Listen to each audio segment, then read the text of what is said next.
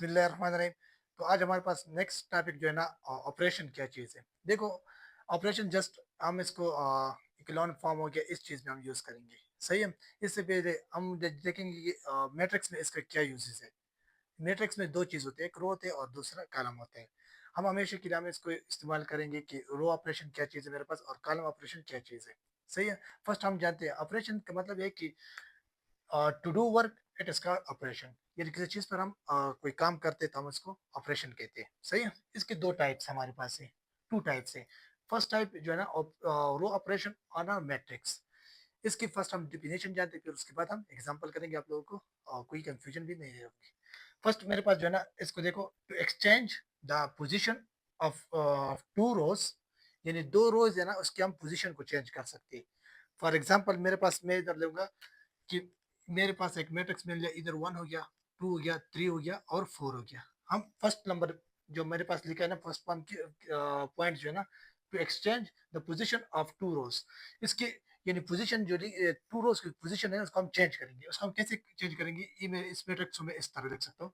जो ये रो है ना, इसको मैं इस फॉर्म में लिखूंगा और इसको मैं इधर ऐसे लिखूँ। तो ये मेरे पास क्या हो गया, एक्सचेंज हो गया पोजीशन, एक दूसरे ने अपने पोजीशन चेंज कर दिया। दूसरे पॉइंट्स क्या है कि multiply of all elements row, but इसका मतलब कि नॉन जीरो, यानी वो न्यूमेरिकल नंबर हम उसको इसके साथ मल्टीप्लाई कर सकते हैं। यानी जीरो तो हम किसी रो ऑपरेशन जो ना हम जीरो मल्टीप्लाई नहीं कर सकते, क्योंकि जीरो का कोई मतलब नहीं। जीरो अगर मैं किसी, मैं करूँ कि 10 टू मल्टीप्लाई बाई जीरो, मेरे पास इसका आंसर आ गया जीरो। तो जीरो का तो कोई फायदा नहीं है। अगर मैं ऐसे कहूँ कि इसका मतलब ये हो गया कि टू मल्टीप्लाई बाई वन हो गया, तो इसका आंसर मेरे पास जरूर आएगा टू। ठीक है। अभी जो है ना, इस सेकंड पॉइंट जो मेरे पास है ना, इसका मतलब है कि नॉन जीरो के अलावा हम इसके साथ एनी अदर न्यूमेरिकल नंबर हम मल्टीप्लाई कर सकते हैं। यानी 1 2 3 एंड सो ऑन। इस मैट्रिक के साथ अगर मैं टू मल्टीप्लाई कर दूं तो ये मेरे पास इस फॉर्म में आ जाएगा कि टू मल्टीप्लाई बाई वन, ये मेरे पास टू हो गया। Two multiply by three, six हो गया। Two multiply by two, four हो गया। और two multiply by four, eight हो गया। सही है। ये मेरे पास बेसिक डिफिनेशन है, या बहुत ज्यादा लाजिमी है। फिर उसके बाद इसमें हम जो है ना, थर्ड पॉइंट, ऐड भी हम कर सकते हैं, सब्ट्रैक्शन भी कर सकते हैं, मल्टीप्लाई भी कर सकते हैं और डिवीजन भी कर सकते हैं, one row to another row. यानी इन दोनों रो को जो है ना, हम एक दूसरे के साथ मल्टीप्लाई भी कर सकते हैं और डिवीजन भी कर सकते हैं और इसमें एडिशन सब्ट्रैक्शन सब कुछ कर सकते हैं, क्योंकि हम किसको इसमें आगे जो जो क्वेश्चन हमसे मांग रहे हैं ना, उसको हम इजीली इसमें कर सकते हैं। फिर उसके बाद मेरे पास जो है ना, सेकंड पॉइंट, सेकंड टाइप इसका जो है ना, और column operation on a matrix क्या चीज है। देखो, इसमें यही बात है कि exchange the position of two matrix, ये दो मैट्रिक्स के कॉलम्स, इधर कॉलम्स का जिक्र है। यानी मैं इधर मेरे पास लिखा है कि वन हो गया, टू हो गया और फोर फाइव हो गया। सही है। इसका जो है ना, मैं कॉलम चेंज करूंगा। ये कॉलम को मैं इधर एक साइड पे लाऊंगा और दूसरी कॉलम मैं दूसरा साइड पे लाऊंगा। इसको मैं इस तरह भी लिख सकता हूँ कि टू हो गया और इधर मेरे पास फाइव हो गया। और ये जो है ना, इसको मैं इधर वन और फोर, और इसका हम हमेशा इस फॉर्म में लिखेंगे। सही है। इस फॉर्म में हम इसको लिखेंगे। फिर उसके बाद इसके साथ हम मल्टीप्लाई भी कर सकते हैं, यानी जीरो के अलावा हम जो भी न्यूमेरिकल नंबर है इसको हम मल्टीप्लाई कर सकते हैं, यानी वन टू थ्री इसी तरह, जब मैंने इधर मल्टीप्लाई किया। फिर उसके बाद थर्ड पॉइंट है कि इसके साथ हम एडिशन भी कर सकते हैं, सब्ट्रैक्शन भी कर सकते हैं और मल्टीप्लाई भी कर सकते हैं। और इस कॉलम को रो ऑपरेशन में हम कन्वर्ट कर सकते हैं एक दूसरे यानी रो को मैं इस साइड पे लाऊँ कॉलम को, और दूसरे कॉलम को उस साइड पे ले जा सकता हूँ इजीली, ताकि हमारे पास जो क्वेश्चन है सॉल्व हो जाए। और इस पे जो हमारे पास एक एग्जांपल है इस क्वेश्चन रिलेटेड, मैं इसको अभी करता हूँ। अभी मेरे पास जो ना, नेक्स्ट इस एग्जांपल है रो और कॉलम ऑपरेशन रिलेटेड। सही है। इस एग्जांपल को आप लोग सीखे ताकि आप लोगों को बाकी जितने भी क्वेश्चन है इस एग्जांपल रिलेटेड आते हैं। सही है।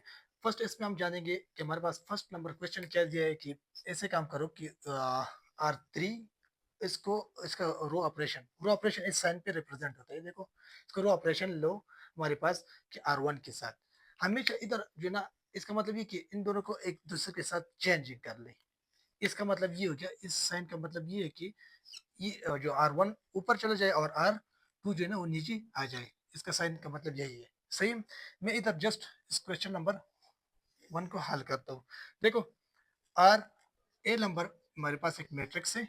इसमें जो है ना, टू का तो कोई जिक्र नहीं हुआ ना, तो मैं टू नंबर में जो रो है ना इसको मैं अपनी जगह लिखूंगा। इधर मेरे पास एक थ्री है और फाइव है, थ्री लिखूंगा और फाइव मैंने अपनी जगह। उसके बाद ये जो कह रहा है कि R3 जो है ना इसको एक्सचेंज करे R1 की जगह, तो इधर मैं लिखूंगा कि -1 हो गया और मेरे पास -4 अब इधर चला गया, और R1 जो है ना इसको मैं नीचे लिखूंगा इसकी जगह। ये मेरे पास 1 है और 2 है, इसका मतलब यही है। सेकंड नंबर क्वेश्चन मेरे पास क्या है कि और C1 को जो है ना इसका एक्सचेंज करें C2 के साथ। सही है, हम इसको इस तरह लिखेंगे कि मैं इसे लिखूंगा और उसके बाद इस कॉलम को जो है ना आपस में चेंज करना है, यानी ई कॉलम जो है ना इसको मैं इस साइड पे लिखूंगा और इस कॉलम को मैं इस साइड पे लिखूंगा, लेफ्ट राइट चेंजिंग होगा। तो मैं इधर लिखूंगा कि मेरे पास 2 हो गया और दूसरा 5 है, उसके बाद मेरे पास 4 हो गया। सही, फिर मैं उसकी बात करूंगा इस 1 हो गया, उसके बाद मेरे पास 3 है। सही है, और उसके बाद मेरे पास -1 हो गया। सही है, ये यानी सेकंड नंबर क्वेश्चन यही है कि C1 को C2 के साथ एक्सचेंज कर रहे हैं। जो नेक्स्ट नंबर क्वेश्चन क्या कह रहा है कि R2 को तुम ऐसे काम करो कि प्लस करो R1 के साथ 2 मल्टीप्लाई करे, फिर उसके बाद R2 के साथ प्लस करे। फर्स्ट मैं ऐसे काम करूंगा, इसमें चेंजिंग कौन सी जगह करेंगे, जो रो नंबर 2 है ना इसमें मैं चेंजिंग करूंगा, बाकी जो रो है ना R1 और R3 को अपनी जगह लिखूंगा। मैं R1 हो गया और ये R1 और ये मेरे पास R3 हो गया, -4 अपनी जगह आ गया। बाकी मैं चेंजिंग जो करूंगा ना उसमें करूंगा।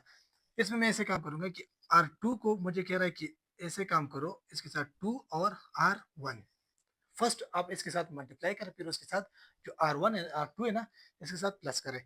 देखो मेरे पास इधर 3 हो गया और मैं प्लस लिखूंगा, और इधर मेरे पास क्या है 2 है, 1 है, तो मैं इधर 1 लिखूंगा। फिर इन दोनों आपस में प्लस कर देंगे, मेरे पास क्या हो जाएगा 5, तो मैं इधर लिखूंगा 5। सही है? फिर उसके बाद मैं सेकंड नंबर जो जगह है ना इसके मैं एलिमेंट्स इधर मैं जो लिखूंगा इसका प्रोसेस करूंगा। मैं ऐसे काम करूंगा कि मेरे पास 5 है, तो 5 मैंने इधर लिख लिया, फिर उसके बाद मैं प्लस लिखूंगा और इधर मैं 2 लिखूंगा, और R1 इसकी जगह क्या है 2 है, तो मैं इधर 2 लिखूंगा।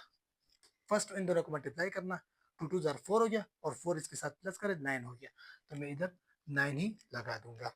सही है, अभी मेरे पास जो है ना नेक्स्ट नंबर क्या कह रहा है कि ऐसे काम करो कि C2 से आप माइनस करें C1 को, जो फर्स्ट नंबर लिखे है ना इसमें चेंजिंग करना है, यानी रो 2 में चेंजिंग करना है।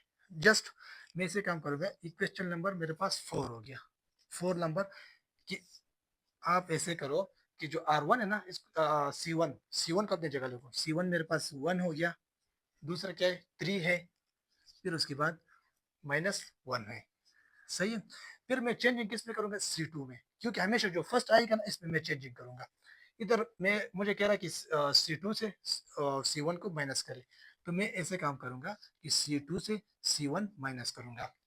अगर मैं C2 से 1 माइनस करूं, 2 से मैं 1 माइनस कर दूं तो मेरे पास क्या रह जाएगा 1 रहेगा, तो मैं इधर 1 लिखूंगा। फिर उसके बाद मैं ऐसे काम करूंगा, सेकंड नंबर क्या है 5 है, 5 से मैं 3 माइनस करूंगा, 5 से अगर मैं 3 माइनस करूं तो मेरे पास 2 रह जाएगा। सही है, मैं इधर 2 लिखूंगा।